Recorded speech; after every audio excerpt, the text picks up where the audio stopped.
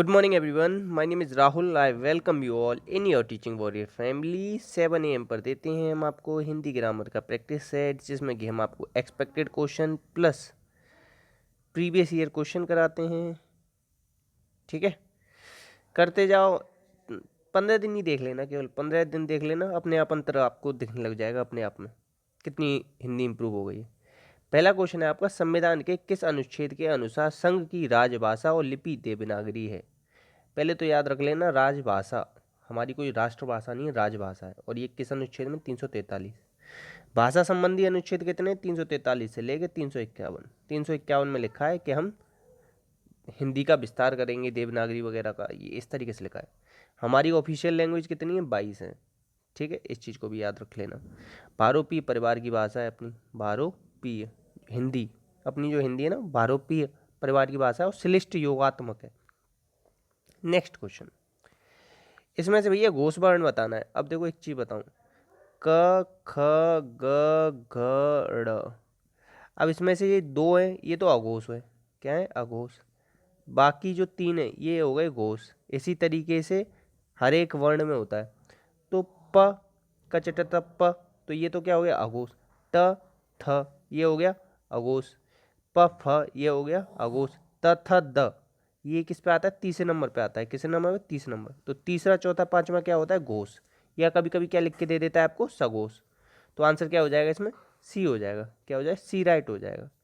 अल्पप्राण का याद रख लो 135, और महाप्राण का याद रख लो 24। ठीक है, याद रखना इतना। नेक्स्ट क्वेश्चन,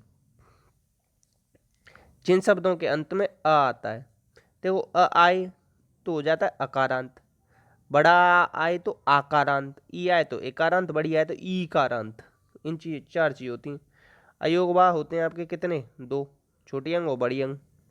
अनुस्वार कितने जिनके ऊपर ये चंद्र बिंदु नहीं होती, चंद्र बिंदु वाले तो अनुनासिक होते हैं, ये अनुस्वार। अंतस्थ कितने होते हैं? य र ल व, चार होते हैं। संख्या पूछी जाती है अंतस्थ की, याद रखना छोटे एग्जाम में। नेक्स्ट क्वेश्चन है आपका, स्वर इसमें से कौन सा नहीं है? स्वर की संख्या है 11। कुल स्वर अगर पूछ ले, कुल स्वर कितने हैं? तो 13। तो इसमें से कौन सा नहीं है? ये है और ये है। बा नहीं है। ये किस वर्ग का है? पा वर्ग का है। और किस में आता है? ओष्ठ में आता है। अगर ये वाला व दे दे तो ये दंतोष्ठ होता है। क्या होता है? दंतोष्ठ। नेक्स्ट, गृध्र इसका होता है गीध। क्या होता है? गीध। तद्भव रूप पूछ रहा है, सीधे याद रखने वाला क्वेश्चन है। देखो मैंने आपको एक चीज़ बताई है, आप हमेशा खा का क्या बन जाता है? छा बन जाता है। खा का क्या बन जाता है? छा। तो मक्खी का क्या हो जाएगा? मच्छी हो जाएगा। अगर ये आपको याद होगा ना, तीन एक साथ काट दोगे तुरंत ही। मतलब सारे शब्द याद रखने की आपको ज़रूरत नहीं है, मैंने आपको ये बता दिया है ना, इतना याद रखो। जैसे क्षेत्र है, क्षेत्र का क्या बन जाता है? खेत बन जाता है। क्या बन जाता है? खेत। याद रखना। नेक्स्ट क्वेश्चन, विराट का विलोम क्या होगा? विराट का विलोम होगा क्षुद्र। विराट मतलब क्या होता है? बड़ा। क्षुद्र मतलब क्या होता है? क्षुद्र ग्रह नहीं पढ़े आपने? क्षुद्र ग्रह पढ़े होंगे। ठीक है। नेक्स्ट, संस्कार। संस्कार में उपसर्ग बताना है। देखो मैंने हमेशा आपको बताया है, कभी भी ये अंक की बिंदी दे दे तो अंक की बिंदी को माँ में बदल दो आप। किसमें? माँ। तो सम हो गया इसमें ये समधनकार संस्कार। तो समधनकार। उपसर्ग कहाँ लगते हैं? आगे या शब्द के आदि में। संस्कृत में उपसर्ग होते हैं 22। संस्कृत के ही उपसर्ग पूछे जाएंगे। हिंदी वगैरह में डाउट है, हर किसी ने अलग अलग बताया है। इसमें से किसकी एक वर्तनी अशुद्ध है? कौशल्या ऐसे ही लिखते हैं, मैथिली शरणगुप्त, मेघनाथ। राहुल सांस्कृत्यायन सब बोल देते हैं, मगर होता क्या है रियल में? सांकृत्यायन है। तो ये जो सा आया है ना, इस सा को हटा दो। अब ये बिल्कुल शुद्ध लिख रहा है। द्वारका लिख लो। ठीक है, उज्ज्वल लिख लो, कवित्री लिख लो, आशीर्वाद लिख लो, द्वारका लिख ही दिया। ठीक है, इतना ही ठीक है। और रचयिता। ठीक है। नेक्स्ट, संस्कृति का विशेषण क्या होगा? संस्कृति का विशेषण होता है सांस्कृतिक। क्या होता है? सांस्कृतिक। विशेषण कितने प्रकार के होते हैं? 4। कौन से? गुणवाचक, परिमाणवाचक, गुण, परिमाण और सार्वनामिक विशेषण और और कौन सा रहेगा, गुण, परमार्थ, सार्वनामिक और संख्यावाचक। ठीक है,